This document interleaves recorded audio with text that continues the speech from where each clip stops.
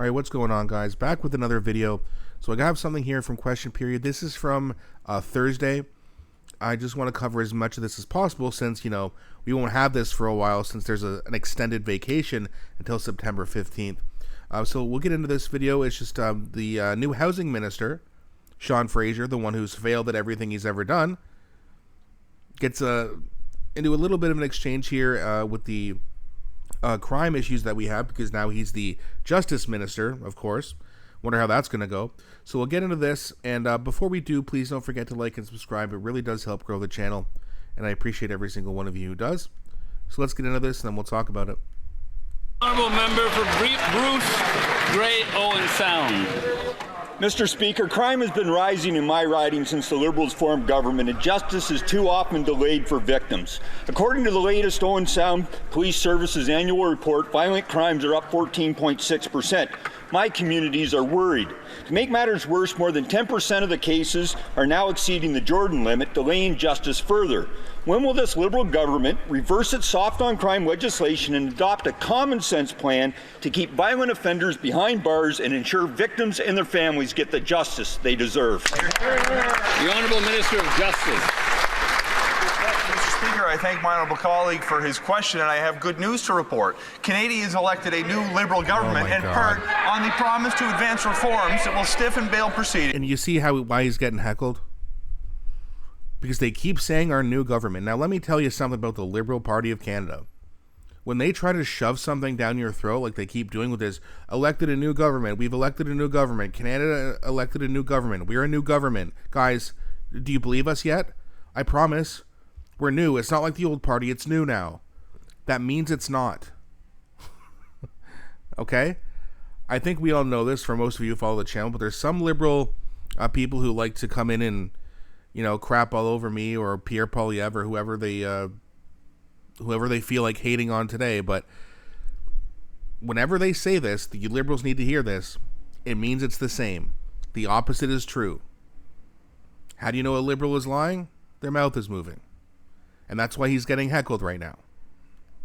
And adopt more serious sentences for violent repeat offenders. In addition to the changes to the criminal code that the members should expect to see later this calendar year, we're making investments to give law enforcement the tools that they need to prevent crimes in the first place. I am willing to work with members on all sides of the aisle to advance these important reforms to help keep communities safe.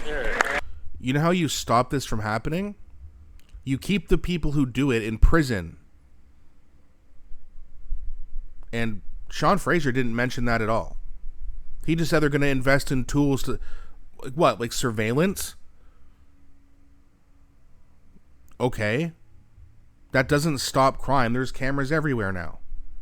You put up more cameras, you want more security, more surveillance? How about keep the people who do this over and over and over again in jail instead of giving them bail? I don't agree with Doug Ford on a lot of things, but he's right about this. People are committing federal crimes and the federal laws are weak. What's he supposed to do? Well, maybe you could have supported Pierre Poilievre, Doug. Just saying. Instead of having breakfast with your new buddy Mark Carney, you could have endorsed Pierre Poilievre. That might have flipped a few ridings in Ontario, you know. But hey, you chose your route. Now you're complaining, and I don't care about your complaint because you didn't do your job. You're a conservative, apparently. And you didn't support the Conservatives. They lost, and the party that made these issues or created these issues they allowed these issues to keep happening. You helped them get back into power by not supporting Pierre. So good on you.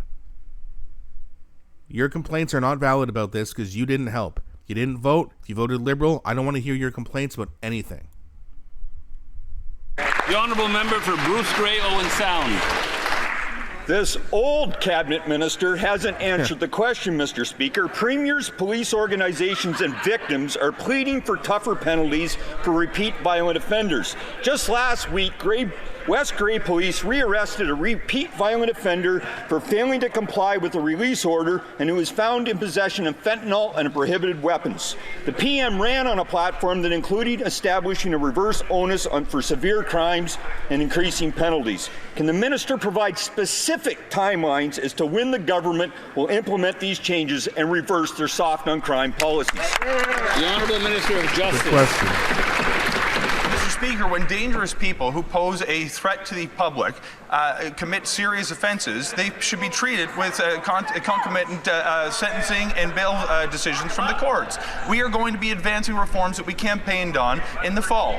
We intend to specifically change the bail rules as it pertains to home invasions, auto theft, and organized crime. We also will advance new sentences when it comes to violent repeat offenders, and again, those participating in organized crime. I hope rather than just resorting to rhetoric in the House of Commons, they will actually work across partisan lines to advance the kinds of reforms Canadians are calling for so we can help. The Honourable... I mean, the guy's such a hack. We intend to do this. Yeah, they've been saying that for 10 years as crime has been skyrocketing the whole time. And as the Conservative member said, there's this old cabinet minister, he wasn't housing minister, or sorry, he was housing minister before, now he's justice minister. Apparently, if you're a Liberal, you can fail horribly and then still keep a cabinet job. Isn't that nice? What a bunch of nice... What a nice government the Liberals are. Hey, you didn't do your job? Perfect. Have another one. Here's your... What does a cabinet minister make? Isn't it like a couple $100,000, $250,000, something like that? That's nice. Isn't that nice to not do your job and get a promotion, continue to not do your job, and then get another cabinet spot under a quote-unquote new government? Isn't that nice? Must be nice. Member for Cambridge. Mr. Speaker, it's like we're living in a Liberal rerun of Groundhog Day where the same criminals get arrested, released, and reoffend on a loop. In Cambridge, 2 men wanted on warrants were just busted with weapons and suspected fentanyl, a drug that's killing Canadians every single day.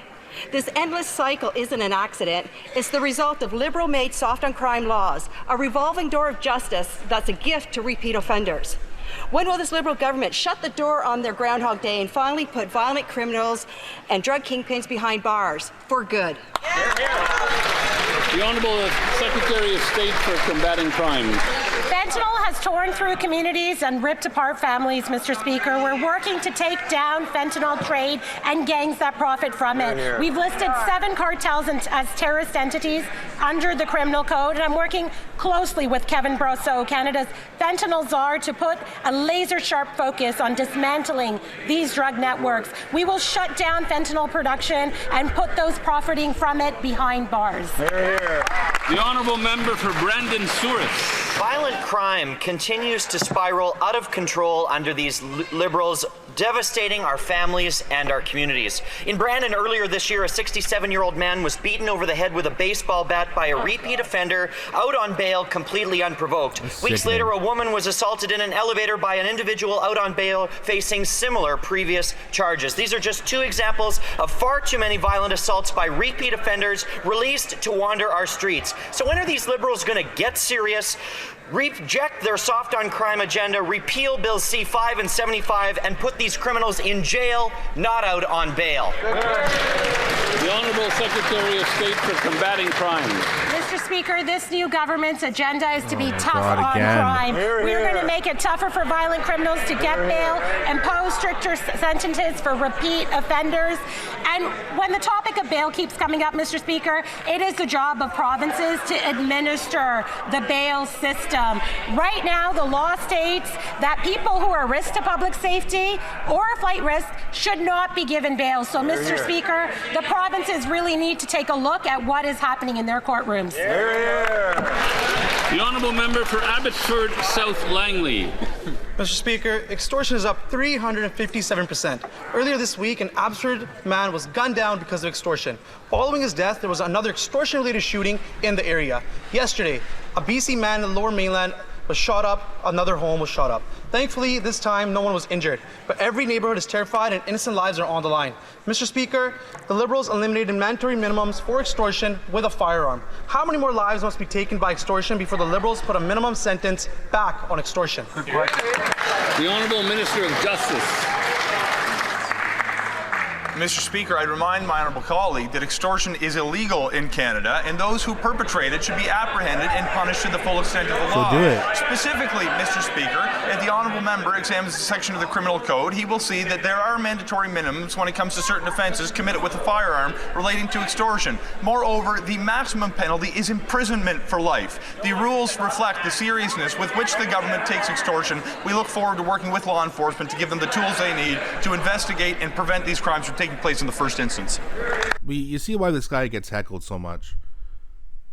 And why the whole Liberal cabinet gets heckled? Oh, this new government. How many times do they keep saying it? I mean, it's ridiculous.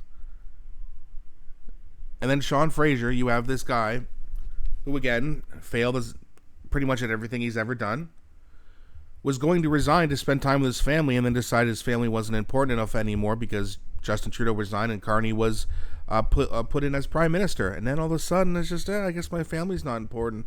Now I'm going to go ruin another part of the I'm going to take another job and I'm going to do horrible at that as well. Now it's like, well, Danny, come on, he just got in, you got to give him a chance. No more chances. You can't keep failing up and then get another chance. No one else has that privilege. But Sean Fraser gets it. Anita Anand gets it. Chrystia Freeland gets it. Must be nice. But either way, let me know what you think. Let me know what you think about Sean Fraser, and what do you think about these, the crime that's been just rampant. How bad is it in your city? It's pretty bad where I live. Let me know what you think. And again, please don't forget to like and subscribe. It really helps grow the channel. Thanks so much for watching, and I'll be back shortly with a new one.